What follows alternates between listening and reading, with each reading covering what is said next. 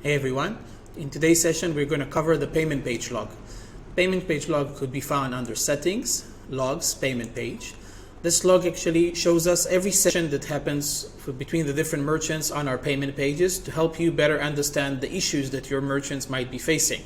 We can see examples of merchants getting wrong signature, etc., which by opening up the log you can actually see the request itself and the string that the merchant created and try to go to the payment pages in the same way that they've done. So this list, we can see here the date of the actual log opening. We can see the name of the merchant and quickly access the merchant in case we need to see the configuration on his permissions. We can see the IP address that opened up the payment page, if the request was open in GET or in POST, the reply code that was received, and the transaction ID that ended up from that payment page.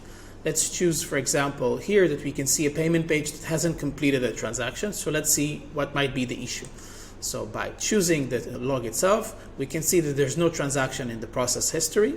We do see the log itself by merchant ID, the trans type, and all the other details that have been passed to the page as part of the request, and along with what was chosen on the page itself. By clicking Click to Open, we open up directly the payment page in the same log. We can see the page was opened in Hebrew. We can see the template. We can, of course, change the language to English so to better understand what is going on the page. And then we can go through the flow of the payment itself and try to reproduce the transaction if needed.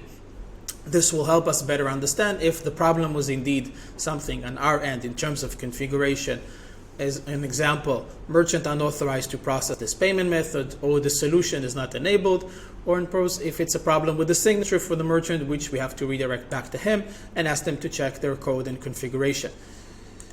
If you go back for the list and check for a transaction that's already been created, we'll see the additional part of the log that shows us this is the transaction that's been processed. They've used a credit card for that matter. This was the date of the transaction.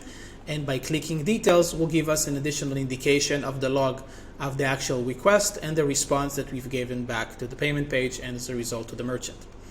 Thank you everyone. This was payment page logs, and in the next session we're going to cover charge attempts and additional merchant configuration. Thank you.